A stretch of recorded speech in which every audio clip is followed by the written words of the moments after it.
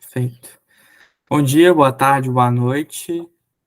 A gente dá início à apresentação, então, dos textos sobre Copa, eu acredito. A dupla é formada por mim, João e Kátia. São dois textos, a gente inverteu a ordem dos textos porque acredita que fica mais dinâmica a coisa com isso. Mais fácil de relacionar também. Pois bem, eu vou iniciar aqui minha apresentação. Eu tenho um esqueminha para compartilhar, só um pouquinho.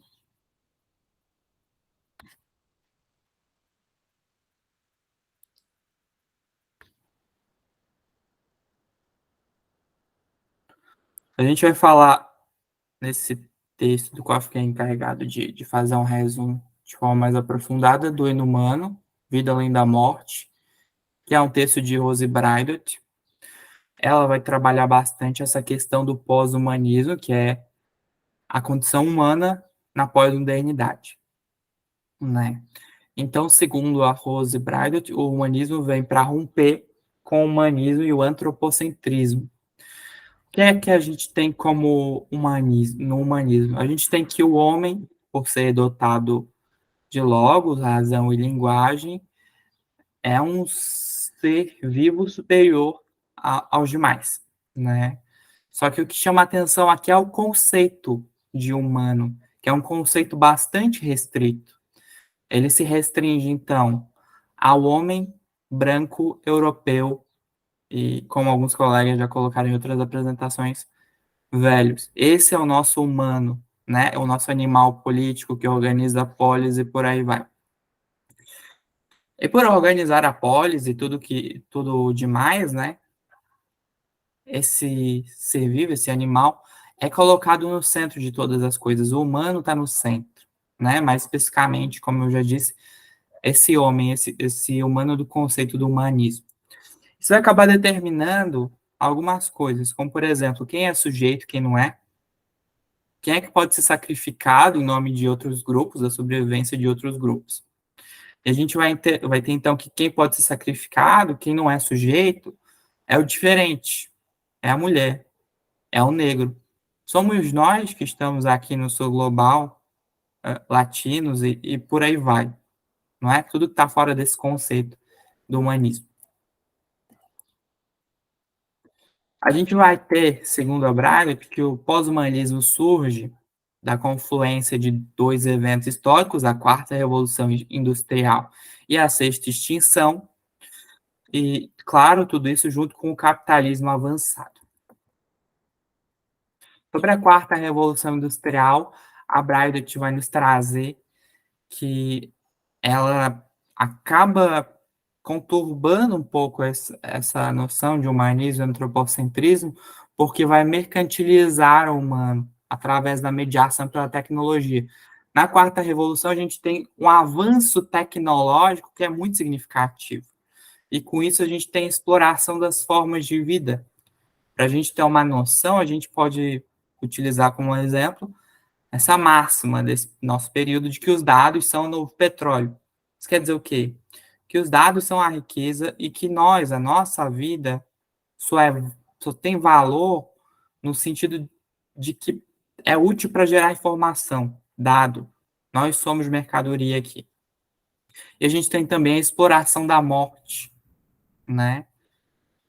Muito, muito forte. A exploração da morte vem com as guerras, sobretudo porque as guerras dão lucro quando a gente tem uma privatização dos exércitos, que é o que tem sido visto.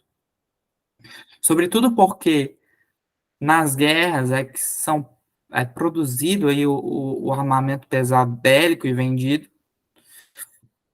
E agora a gente tem ainda as novas guerras, que são guerras sem humanos, com armamentos pós-humanos. Esses armamentos são drones, são robôs não tripulados, não é que são controlados remotamente. Tudo isso aqui gera lucro, né? Gera lucro para alguém. A gente sabe que tiveram países que enriqueceram e muito durante as guerras com a venda de armamento, por exemplo. E a gente sabe como esses robôs aqui são capazes de provocar uma verdadeira destruição e por isso são armas estratégicas e sendo armas estratégicas são muito caras. né? E aí a gente tem, então, que nesse momento o ser humano, assim como as outras formas de vida que já eram exploradas no capitalismo, passa a ser mercadoria. Então, ele deixa de ser essa coisa tão especial que o humanismo entendia, né? A gente ainda pode falar dos países do Ocidente que se apresentam com disfarce de ajuda humanitária quando querem, na verdade, explorar recursos naturais de populações e territórios, né? A exemplo do petróleo. A gente pode falar ainda na morte da alma, que consiste no suicídio, depressão, burnout, que a Braidot vai entender como uma resistência à exploração. Mas seguindo.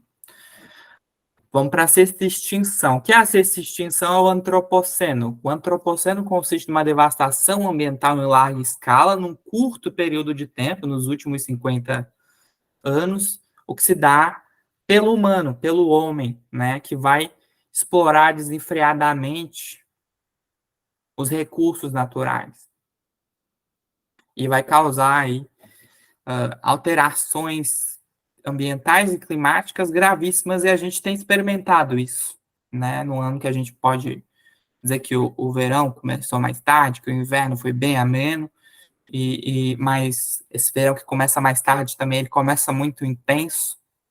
A gente teve o caso há uma semana atrás, a menina que morreu por conta do calor no show da Taylor Swift, só para utilizar de exemplo, né?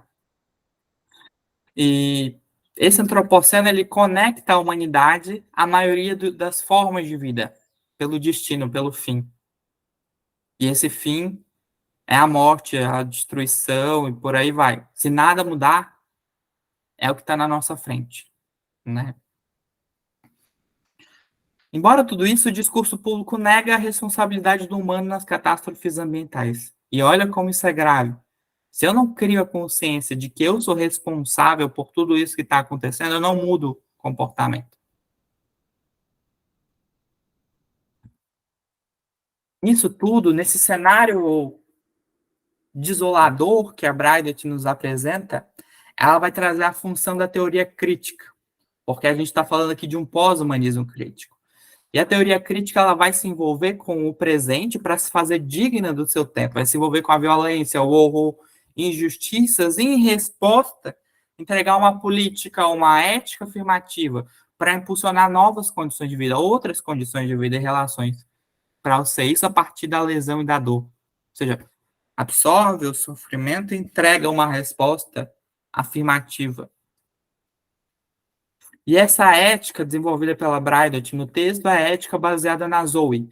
Zoe aqui que se diferencia de bios, são dois conceitos que servem para chamar de vida, né? A bios é o que permite toda essa divisão do humanismo, do antropocentrismo, e que causa todo esse sofrimento, essa desgraça. A Zoe não.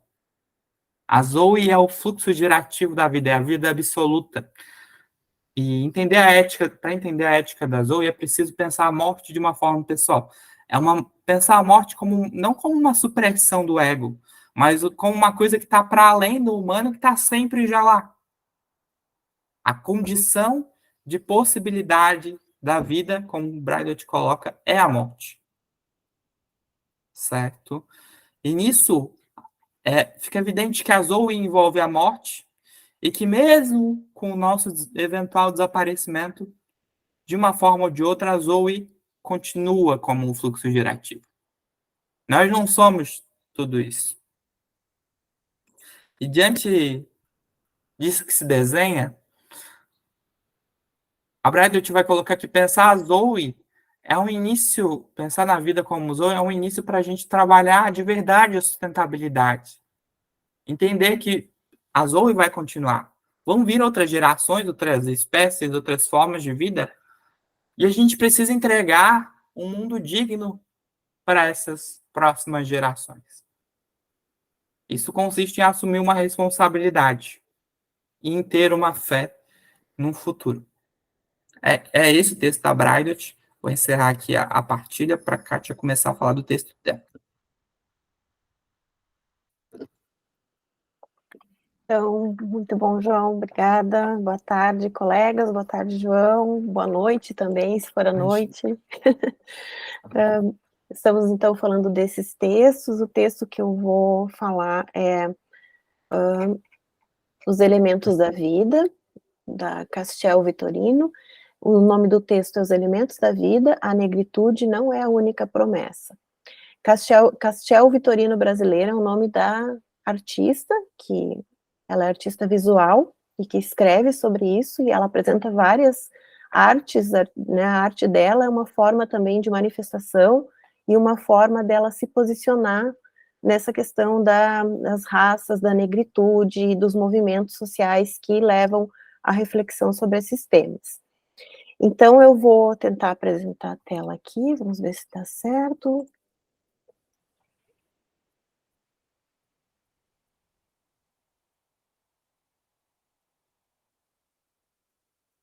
Não sei se eu vou conseguir, João.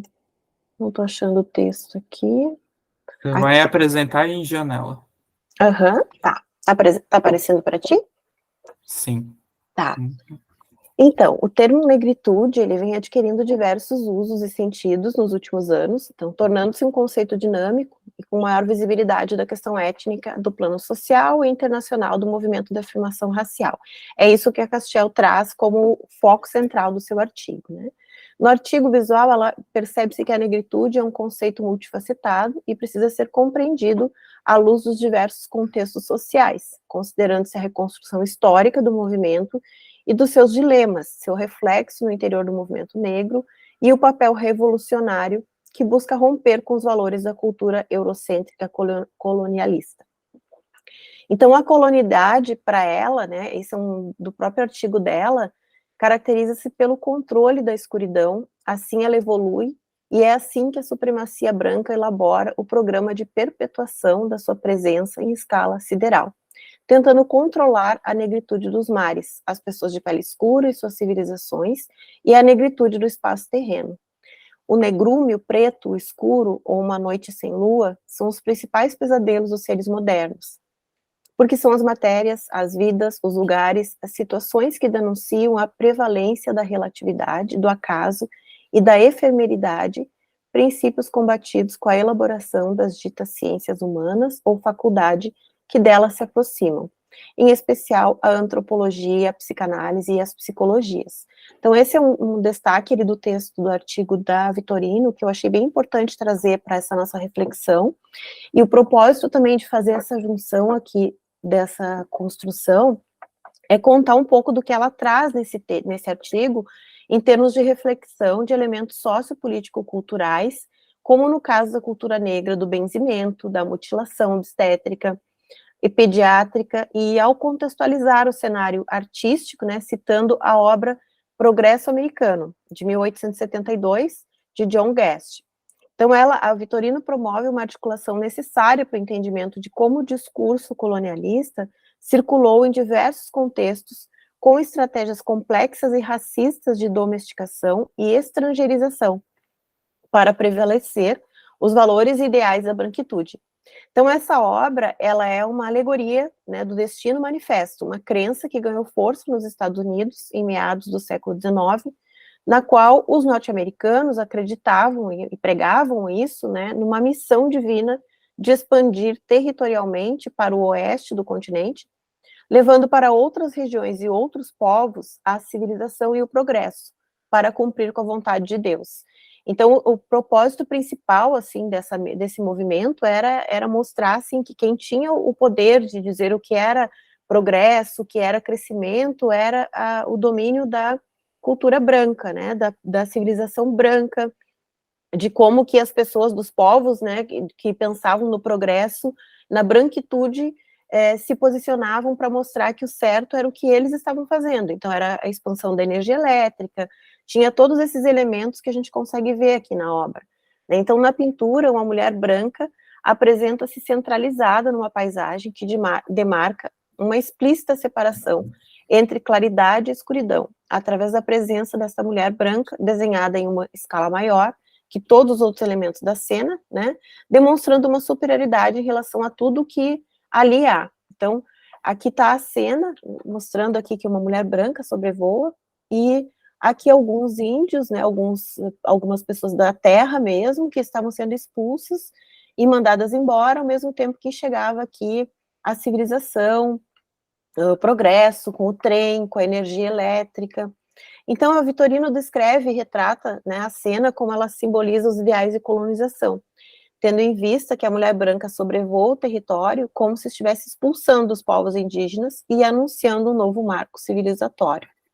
Na pintura, há um evidente contraste entre luz e sombra, onde a sombra se instala sobre os indígenas e os povos nativos, e a luz está simbolizada por elementos como o telégrafo, a navegação, o trem, o comércio, a agricultura em grande escala e a propriedade privada, como mostra a pequena cerca em torno da plantação, né, no canto inferior direito.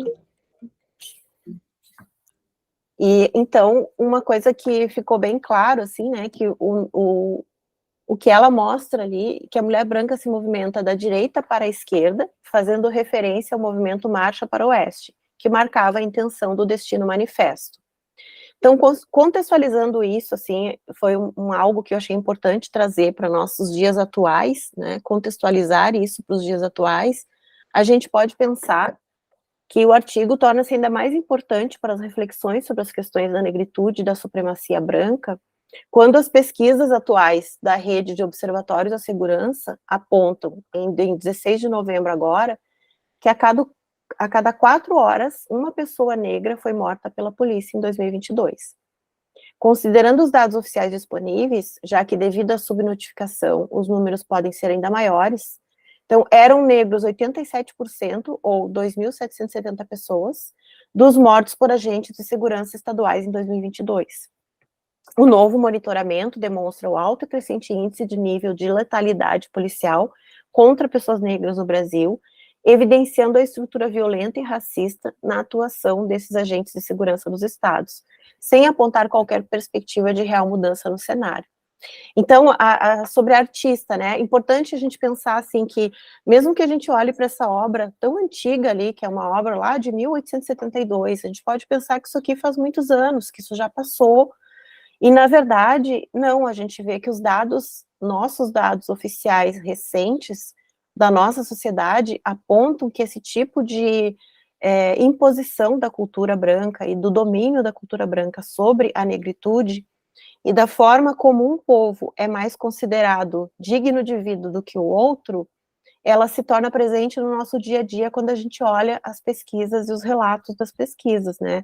Observa que os negros são muito mais mortos do que os brancos, e são ainda perseguidos nesse sentido, porque se a força do Estado, né, que é quem governa, quem tem a instituição do poder, escolhe que essas pessoas sejam mais mortas que as brancas, então tem aí um discernimento, um pensamento de que há uma supremacia branca que deve prevalecer em termos de civilização. Então, seria esse, sim, o resumo do texto, a apresentação, né? Aqui a gente fala um pouquinho sobre a artista, mas eu vou deixar para entregar para os colegas depois o impresso, o texto, e aí a gente consegue ter uma noção de quem é também a Castiel Vitorino, né? De qual é o posicionamento dela em termos de arte e de negritude. E aí, João, a gente pode falar um pouco desses dois textos, pensando, estava te escutando falar aqui sobre humanismo, mediação da tecnologia, da quarta revolução, e principalmente na privatização dos exércitos e da guerra. Uhum. Quando tu falas isso, me ocorreu, assim, de pensar também o que a gente está vivendo agora, em termos de guerra, de conflito entre Israel e a Palestina, né, e aí aquilo que a gente tinha falado também da banalidade do mal, que a Hannah Arendt falou sobre isso, né, no final ali da Segunda Guerra Mundial, quando se referia ao Holocausto.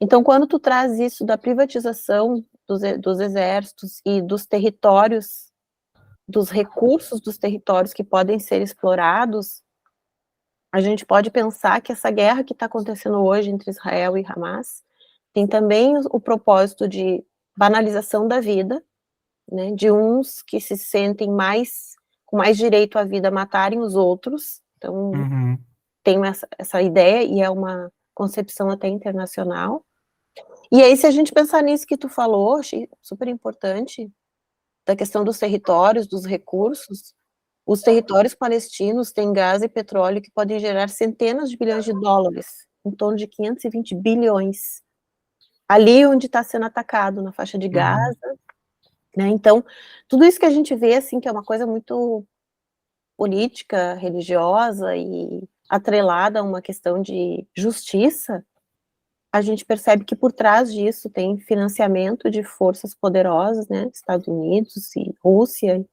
uhum, investindo nisso. E a banalidade do mal está nisso, assim, da gente achar que existe uma razão para destruir o outro, né, para aniquilar, uhum.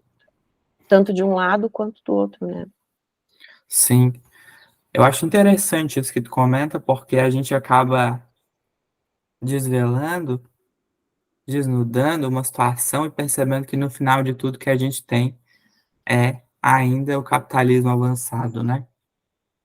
Mas sobre essa razão para matar o outro, exterminar o outro, que a gente verifica bastante presente no texto da Castiel, quando ela fala na supremacia branca, e como se tenta fazer com que se apague qualquer coisa sobre o negro, né? A Uhum, gente percebe esse funcionamento, mas ele se dá, acho que muito pelo que a Braidot vai trazer do que é humanismo, né? Qual que é o uhum, conceito de humano, né? O humano é o homem e é branco e é europeu, não passa disso. E se não é humano, e se é diferente de mim, eu vou querer exterminar. É aquela coisa do narciso que não gosta de nada que é diferente dele, de nada que não é espelho, tá aí, uhum, né? A gente vê que a uhum. banalidade do mal se dá justamente pela ojeriza a qualquer diferença. Isso, E e que a pela sociedade incapacidade, mas o isso. sistema ele é construído para ser assim. A gente pode pensar no Fanon, né, que vai dizer para a gente que o racismo é estruturado da forma que é estruturado para tirar qualquer possibilidade do negro ser sujeito. E quando você faz isso pensando em dominação, em exploração, em extinção daquele outro. O outro, O acabar com o outro. o diferente, né, o narcisismo das pequenas diferenças, né, aquilo que o Freud traz também no mal-estar da civilização, aquilo que é diferente, né, aquilo que eu tenho que suportar no outro, de que eu não tenho condições de lidar com aquilo, que eu quero aniquilar e destruir o outro, que é diferente, né, e a pulsão também de querer que o outro seja ou igual a mim, ou que ele seja aniquilado. Então, é Uhum, uma tentativa mesmo de fazer isso, desse apagamento da diferença, né, do apagamento daquilo que não é igual a mim, o que me causa é, irritação, ou enfim, no qual eu não me identifico, como tu bem disse, né. E é uhum, importante isso da banalidade do mal, porque ela também tem a ver com a incapacidade de reflexão crítica sobre isso que está acontecendo, né? A Hannah Arendt traz isso, que as pessoas que praticaram o extermínio, o genocídio no Holocausto, elas não eram pessoas dominadas pelo mal, malvadas, eram pessoas comuns, pessoas que estavam, a princípio, obedecendo ordens, cumprindo o protocolo, fazendo o seu trabalho bem feito. E até, uhum, na verdade, executando essa tarefa com assim, com obediência e com eficiência. Então, o uhum, próprio Eichmann, que foi o julgamento lá em Jerusalém, ele falava isso, né, que ele só estava fazendo o papel dele, que é o momento em que ele listava as pessoas que iam para o trem, para os campos de concentração, ele não estava fazendo mal, ele não sabia o que ia acontecer com aquelas pessoas, embora ele soubesse, né, mas aí uhum, ele alegava isso. E até essa questão que tu traz do capitalismo, da questão do produto, em termos de pessoas que são transformadas em meios de produção, cada um fazendo uma parte, é uma estratégia da desumanização, porque tu não tem noção do todo, não sabe qual a consequência daquilo que tu tá fazendo, né? E é um pouco isso também que a gente percebe nas guerras, que a gente vê, não, quem mandou não sabe o que está acontecendo, o soldado que está lá na frente não sabe o que está acontecendo. Eles, né, têm essa tendência a individualizar as funções, exatamente para que não exista essa capacidade crítica das pessoas pensarem no que elas estão fazendo, qual é o mal que o meu trabalho está provocando, né? E até a gente pode pensar nisso na questão da polícia matando os negros, da polícia matando as pessoas em situação de vulnerabilidade, né, as pessoas que têm cor. Então, Uhum, tem um pouco disso também, assim, de não pensar, de não conseguir refletir que é um humano que está ali, que é uma pessoa que tem tanto direito à vida quanto ela, né? uhum. Mas eu concordo plenamente contigo em todos os pontos, inclusive. Só que é o que eu acho que é o que a Braga vai nos dizer, quando ela diz que a morte pode ser organizada socialmente, e aí ela vai Uhum. citar para a gente a pobreza, a fome, mas ela cita também a violência, a guerra, como formas da Uhum. morte ser socialmente organizada. E essa coisa de não refletir e de se estipular justamente uma guerra entre eu e nós contra o outro e eles, ela é feita para ser assim, é sistemático. A gente vê que toda a teoria que agora vai sendo desnaturalizada, ela foi construída pensando num funcionamento de sociedade que se organiza assim, né? Sim, sim, os dois textos eles conversam muito nesse sentido de como que a vida, o que se faz com a vida e que direito tem a vida a pessoa em determinado contexto e social e determinada cultura e cor, né, raça e Uhum, cor.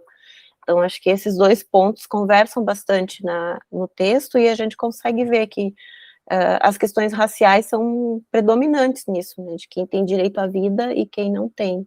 Quem tem direito à exato, dignidade e cuidado na sociedade, e que tem um espaço, e quem não tem, né? pois é. E isso tudo é sobre necropolítica no final das contas.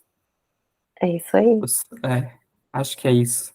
O que a Braidot e a Castiel conseguiram nos passar, né? Uhum. Tô bem Acho que é satisfeito. isso. Pode falar, querido, faz um encerramento aí para Não, nós, então. tô bem satisfeito com a construção que a gente conseguiu fazer no final, com o relacionamento dos trabalhos. Eu acho que, de certa forma, se os outros trabalhos não tinham essa coisa tão evidente de pontos em comuns, a gente deu sorte nesse sentido dos nossos tempos, né? Os textos se conversam muito bem, né? Muito bom. Muito bom também, gostei bastante da nossa reflexão. Fechou? Fechou. Vou Uhum. encerrar então a gravação, Kátia. Até mais, Beleza. pessoal. Até mais, pessoal.